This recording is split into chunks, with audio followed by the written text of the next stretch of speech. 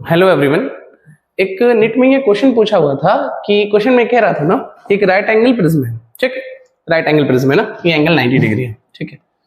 अब ये right angle अगर प्रिज्म है और इस पे एक लाइट इंसिडेंट हो रही है जो 30 डिग्री पे है, और ये जो लाइट निकल रही है बेस के पैरेलल है और आफ्टर इस सरफेस से निकल रहा है, ठीक।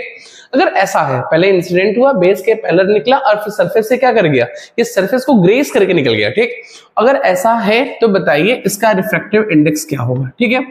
इस क्वेश्चन को सॉल्व करने से पहले दो तीन बातें जान ले, ठीक है, कि अगर angle of incidence critical angle के बराबर है तो एंगल ऑफ रिफ्लेक्शन 90 डिग्री होता है, पहली बात, ठीक।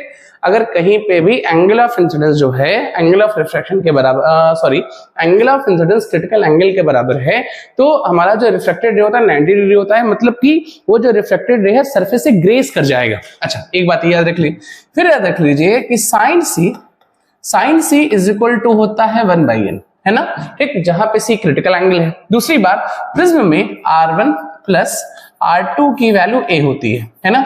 इतना इंफॉर्मेशन हमको पता होना चाहिए इस क्वेश्चन को सॉल्व करने के लिए, ठीक। जिसको ये इंफॉर्मेशन पता है ये इस क्वेश्चन को सॉल्व कर लेगा। अब इसको सॉल्व करने की कोशिश करते हैं, देखिए कैसे करते हैं, सुनिएगा, ठीक। अच्छा, ये सरफेस से ग्रेस कर रहा है, इसको बना ले, ठीक है। ये ग्रेस कर रहा है मतलब ये 90 बना रहा है। अगर ये 90 बना रहा है तो बटावे से ये C होगा, ठीक। एंगल ऑफ इंसिडेंस C होगा तभी ये 90 बनेगा, तो यहां का हमको इंफॉर्मेशन पता चल गया ये C है। अच्छा, ठीक है, हम लोग जानते हैं A is equal to R1 plus R2 होता है, ठीक। यहां पे A की वैल्यू 90 डिग्री है, R1 R है और R2 की जगह C है, R1 R मान लेते हैं, है ना, ये C है, तो R1 की जगह हम लिख सकते हैं 90 माइनस C। यहां तक समझ गए, ठीक।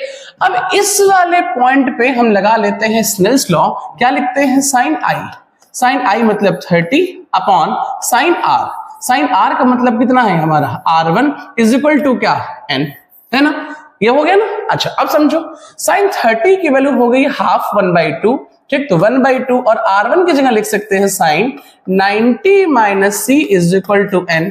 साइन 90 माइनस C जो होता है ये cos C हो जाता है, 2 आप इधर भेज दीजिए, ठीक है, 2n हो गया, ठीक। यहां तक समझ गए।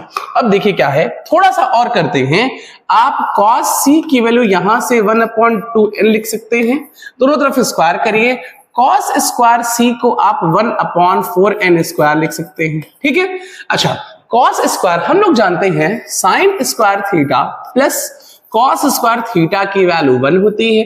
यहां से cos स्क्वायर C की जगह 1 माइनस sin स्क्वायर C लिख सकते हैं, दैट इज 1/4n स्क्वायर, ठीक, यहां तक ठीक है।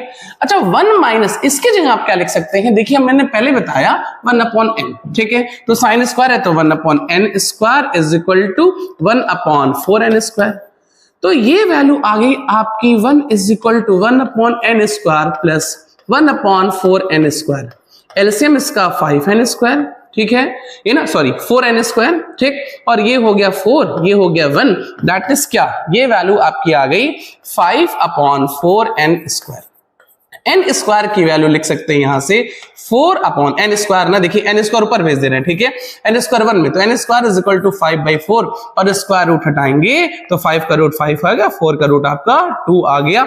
ये आपका रिफ्रैक्टिव इंडेक्स का फॉर्मूला है। इस क्वेश्चन को सॉल्व करने के लिए ये इंफॉर्मेशन आपको जरूरी है, ठीक है।